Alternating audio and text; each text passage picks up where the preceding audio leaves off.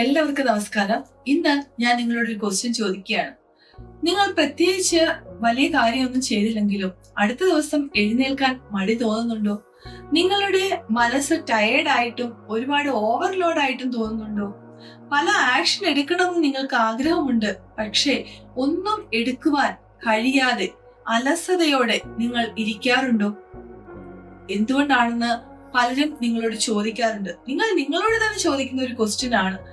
സമൂഹം നിങ്ങളെ അലസന്മാരാണെന്നും മടിയന്മാരാണെന്നും മുദ്ര കുത്തുമ്പോഴും ഉള്ളിന്റെ ഉള്ളിൽ നിങ്ങൾ തന്നെ കൺഫ്യൂസ്ഡ് ആയിക്കൊണ്ട് ഞാൻ ചെയ്യുന്നത് ശരിയാണോ, എന്നിൽ എന്തെങ്കിലും പ്രത്യേകിച്ച് കുഴപ്പമുണ്ടോ എന്നുള്ള ഒരു ക്വസ്റ്റ്യനോട് കൂടെ നിങ്ങൾ ഓരോ ദിവസവും മുന്നോട്ട് തള്ളി നീക്കുകയാണോ ചെയ്യുന്നത്?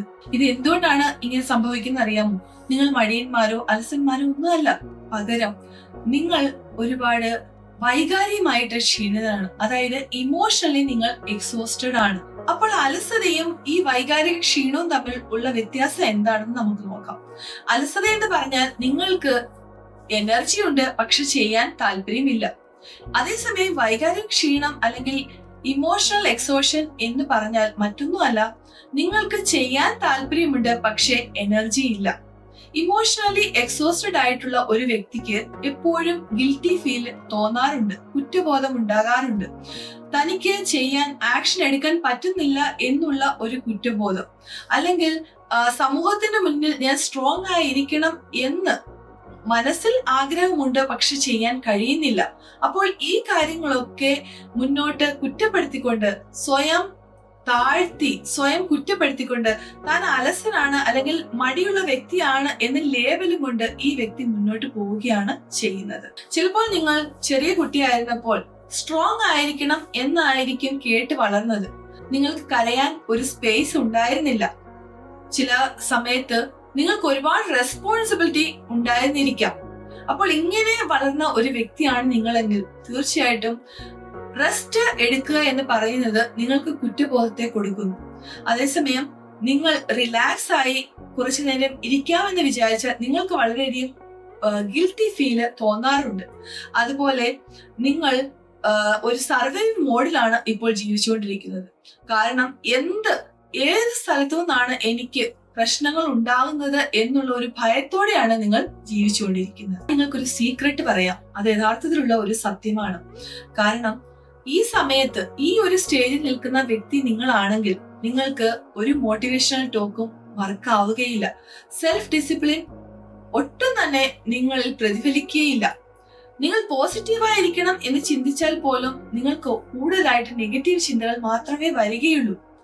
ഈ അവസ്ഥയിൽ നിങ്ങൾ ഇമോഷണലി എക്സോസ്റ്റഡ് ആയിരിക്കുന്ന ഈ നെർവസ് സിസ്റ്റത്തിനെ ഫോഴ്സ്ഫുൾ ആയിട്ട് നിങ്ങൾക്ക് ചേഞ്ച് ചെയ്യാൻ കഴിയുകയില്ല. പകരം നിങ്ങൾക്ക് ഈ എക്സോസ്റ്റഡ് ആയിരിക്കുന്ന ഈ അവസ്ഥയെ ഹീൽ ചെയ്തുകൊണ്ട് മുന്നോട്ട് പോകാൻ കഴിയും.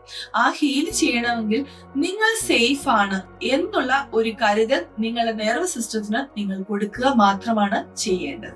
അപ്പോൾ ഈ വൈകാരിക ക്ഷീണത്തിൽ നിന്നും നിങ്ങൾക്ക് വെളിയിലേക്ക് വരാൻ താല്പര്യം ഉണ്ടാവും അല്ലെ?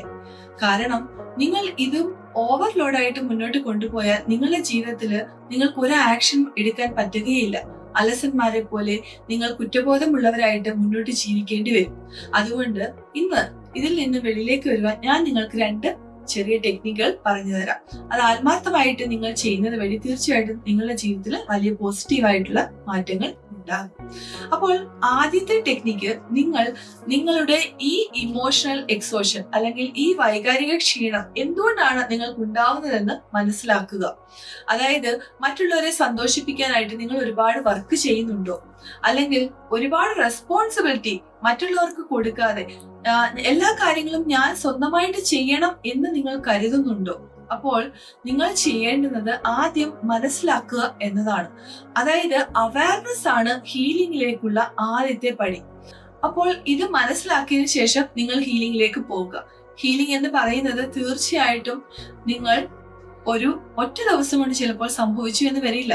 നിങ്ങൾ പതിവായിട്ട് ഇത് പ്രാക്ടീസ് ചെയ്യുക. അപ്പോൾ മാത്രമേ ഇത് ജീവിതത്തിന്റെ ഈ പാറ്റേൺ നിങ്ങൾക്ക് മാറ്റാൻ കഴിയുകയുള്ളൂ. അപ്പോൾ ഒന്നാമത്തെ ടെക്നിക്ക് എന്ന് പറഞ്ഞാൽ നിങ്ങൾ സ്വയം കുറ്റപ്പെടുത്താതെ റെസ്റ്റ് എടുക്കുക എന്നുള്ളതാണ്. അതായത് എല്ലാ കാര്യങ്ങളും ഞാൻ സ്വന്തമായിട്ട് തന്നെ ചെയ്യണം എന്നുള്ള നിർബന്ധം പിടിക്കാതെ മറ്റുള്ളവർക്ക് ചെയ്യാൻ കഴിയുന്ന കാര്യങ്ങൾ അവർക്കായിട്ടും ഡിവൈഡ് ചെയ്ത് കൊടുത്തുകൊണ്ട് കുറച്ച് റെസ്റ്റ് നിങ്ങൾക്കായിട്ട് എടുക്കാൻ ശ്രമിക്കുക. രണ്ടാമതായിട്ട് നിങ്ങൾക്ക് ഒരു ചെറിയ ബ്രീത്തിങ് എക്സസൈസ് ഞാൻ പറഞ്ഞുതരാം. നിങ്ങൾക്ക് എന്നോടൊപ്പം അത് ചെയ്യുകയും മറ്റുള്ളവർക്കായിട്ട് ഷെയർ ചെയ്യുകയും ചെയ്യാം. അപ്പോൾ ബ്രീത്തിങ് എക്സസൈസിലേക്ക് കടക്കുന്നതിന് മുമ്പ് നിങ്ങൾക്ക് ചാനൽ ഇതുവരെയും സബ്സ്ക്രൈബ് ചെയ്തിട്ടുണ്ടെങ്കിൽ സബ്സ്ക്രൈബ് ചെയ്യുക, മറ്റുള്ളവർക്കായിട്ട് ഷെയർ ചെയ്യുക. അപ്പോ നമുക്ക് ബ്രീത്തിങ് എക്സസൈസിലേക്ക് കടക്കാം. നിങ്ങൾ കണ്ണടയ്ക്കണം എന്നില്ല, പക്ഷെ ശാന്തമായ ഒരു സ്ഥലത്ത് നിങ്ങൾ ഇരിക്കുക. അതിനുശേഷം നിങ്ങളുടെ വലത് കൈ നിങ്ങളുടെ ഹൃദയഭാഗത്തേക്കും നിങ്ങളുടെ ഇടത് കൈ നിങ്ങളുടെ വയറിന്മേലും വെക്കുക. അതിനുശേഷം നിങ്ങൾക്ക് 1 മുതൽ 4 വരെ കൗണ്ട് ചെയ്തുകൊണ്ട് മൂക്കിൽ കൂടെ ശ്വാസം ഉള്ളിലേക്ക് എടുക്കുകയും 1 മുതൽ 6 വരെ കൗണ്ട് ചെയ്തുകൊണ്ട് വായിൽ കൂടെ ശ്വാസം വെളിയിലേക്ക് വിടുകയും ചെയ്യാം. ഇത് ഒരു 10 തവണ ആവർത്തിക്കുക.